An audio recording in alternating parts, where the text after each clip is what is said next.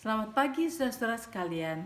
Kita akan belajar lagi hari ini satu pelajaran yang pendek tetapi mungkin dapat saudara pikirkan dan jangan hanya mengerti saudara, tapi mari kita praktekkan di dalam hidup kita. Saudara, kalau kemarin kita belajar mendengar panggilan Tuhan. Belajar mengetahui panggilan Tuhan itu apa buat hidup kita. Nah, sekarang kita mau belajar mengenai jangan sia-siakan waktu, saudara. Karena waktu itu penting sekali. Waktu itu begitu kita sudah lewati, tidak akan kembali lagi. Nah, demikian juga sekarang kalau kita melihat mengenai pekerjaan baik yang Tuhan sudah siapkan buat kita. Nah, kemarin saudara-saudara renungkan, apakah saudara sudah tahu apakah pekerjaan baik yang Tuhan sudah siapkan buat saudara?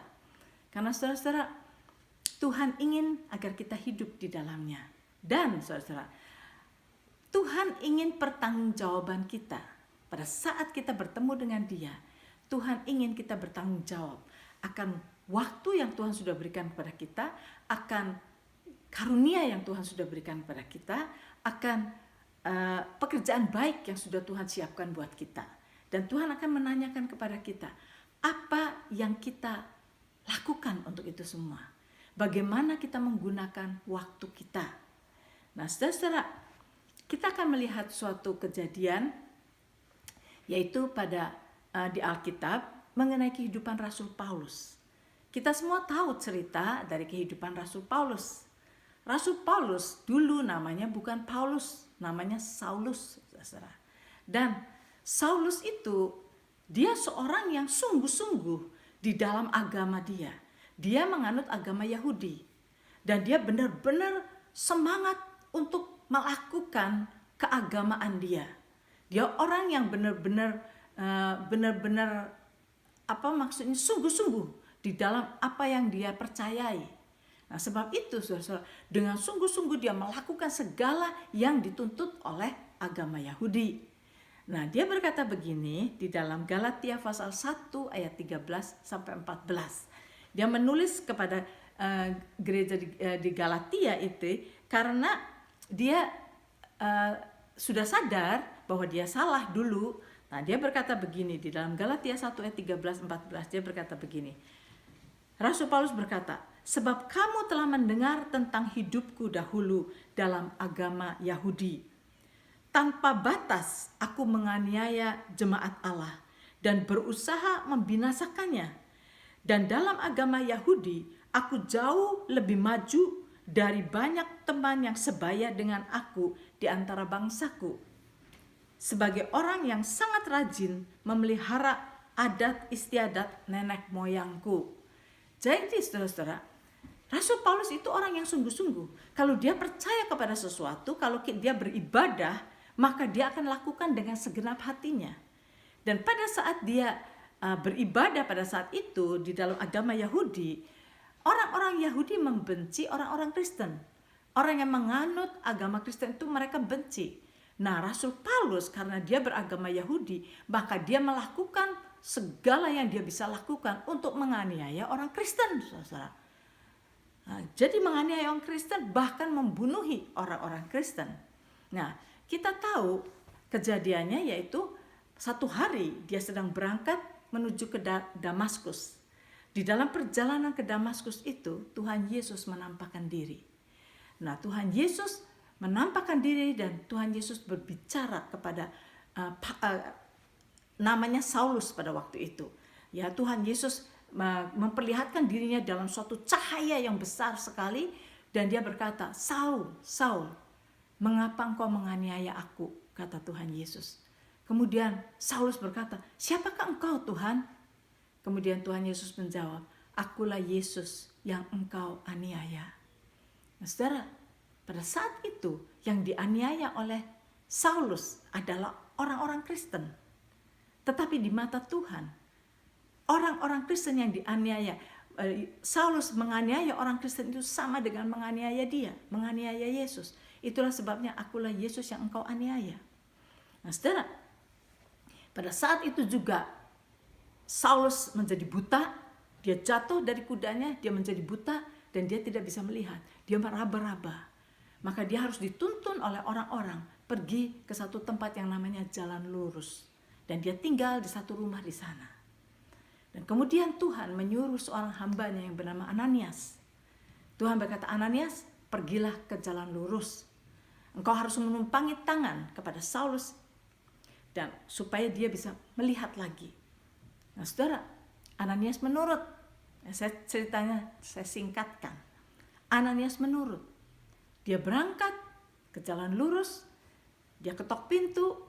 Di situ Saulus ada dan Ananias menumpangi tangan kepada Saulus dan berdoa buat Saulus. Dan pada saat itu juga matanya melek. Dan sejak saat itu Saulus berubah namanya menjadi Paulus dan dia bertobat. Dia tahu siapa Tuhan yang benar dan dia tahu siapa yang harus dia ikuti. Sebab itu sejak hari itu dia mengikuti Yesus. Kita tahu dia pergi dulu ke Arabia 3,5 tahun dan sebagainya. Tetapi setelah perubahan hidup itu, Saulus mulai melayani Tuhan Yesus. Melakukan segala yang Tuhan suruh dia lakukan. Nah sekarang saudara, dia sudah tahu apa yang dia harus lakukan. Dia tahu pekerjaan baik apa yang Tuhan sudah sediakan buat dia. Pekerjaan baik buat Paulus adalah dia akan melakukan, dia akan menginjil kepada orang-orang yang bukan Yahudi. Itulah tugas daripada Saulus atau Paulus. Nah saudara, akhirnya Paulus melakukan itu seluruh hidupnya.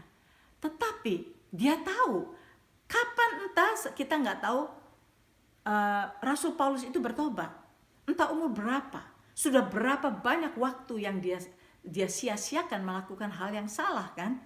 Nah sekarang saudara, sekarang setelah Rasul Paulus mau melakukan segala yang dia tahu disuruh oleh Tuhan, dia katakan begini di dalam Filipi ayat yang ketiga, pasal ketiga ayat 13 dan 14 dikatakan begini.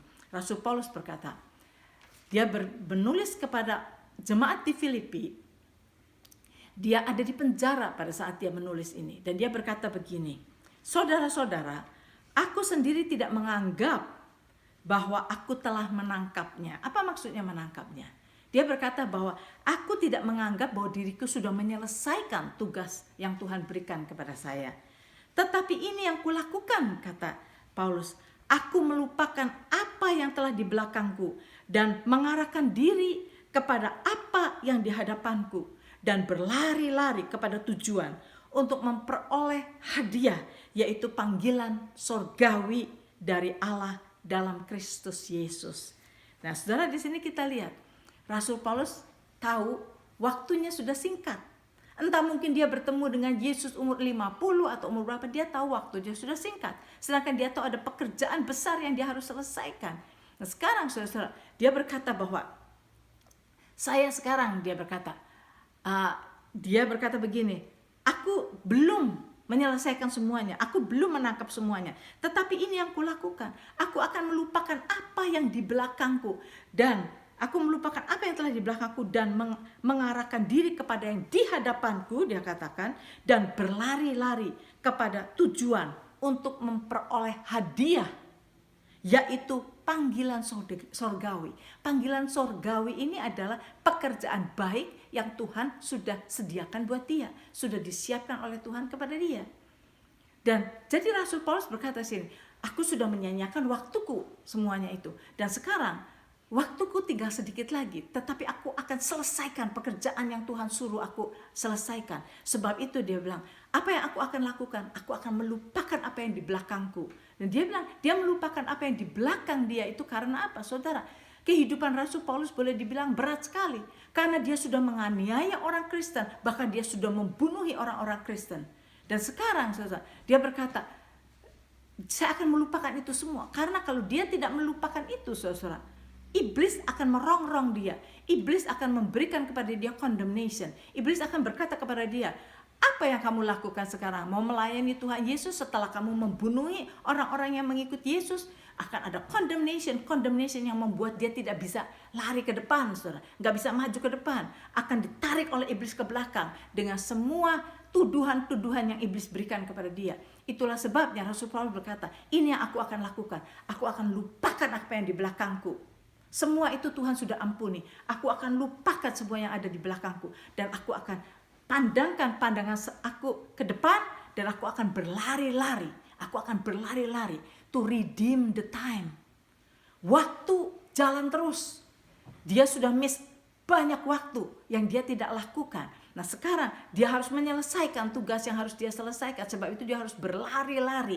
Dia kata berlari-lari untuk memperoleh hadiah, yaitu panggilan sorgawi. Saudara-saudara tahu, di dalam pandangan Rasul Paulus, panggilan sorgawi atau pekerjaan baik yang Tuhan sudah sediakan itu, yaitu panggilan sorgawi, itu merupakan hadiah buat Rasul Paulus. It is a privilege. Itu adalah suatu kehormatan. Dia dipercayai oleh Tuhan untuk melakukan pekerjaan baik itu. Suatu kehormatan, bukan suatu kerugian, bukan suatu beban, tetapi suatu kehormatan buat Rasul Paulus. Dan sekarang dia berkata, aku harus berlari-lari untuk memperoleh hadiah, yaitu panggilan sorgawi dari Allah dalam Kristus Yesus. Jadi saudara, saya harap saudara sudah beberapa hari ini memikirkan, apa sih karunia saudara? Saudara sudah memikirkan, apa sih pekerjaan baik yang Tuhan sudah siapkan buat saudara? Karena kalau saudara melihat kepada kehidupan Rasul Paulus, yes, Rasul Paulus sudah miss a lot karena dia sudah salah pada masa yang lalu. Tetapi dia sekarang, saya tidak akan lagi menyia-nyiakan waktu yang ada. Saya akan berlari-lari. Saudara sudah berapa tahun menjadi anak Tuhan? Sudah berapa tahun saudara sudah menerima blessing dari Tuhan? Tetapi apakah saudara sudah menggunakan waktu saudara untuk hidup di dalam panggilan Tuhan, melakukan pekerjaan baik yang Tuhan sudah siapkan bagi saudara? Apakah saudara sudah menghasilkan buah-buah? Apakah saudara sudah menjadi blessing buat banyak orang? Apakah saudara sudah membawa banyak jiwa datang kepada Tuhan? Apa yang saudara sudah lakukan selama ini? Biar saudara pikirkan, dan firman ini walaupun saudara sudah tahu, jangan puas hanya karena saudara tahu. Tetapi marilah kita tanyakan, apakah kita sudah hidup di dalamnya? Apakah kita sudah melakukannya? Sampai di sini dulu saudara. Dan saya minta saudara untuk merenungkan Galatia 1 ayat 13-14. Kemudian Filipi pasal 3 ayat 13 sampai dengan 14. Sampai besok.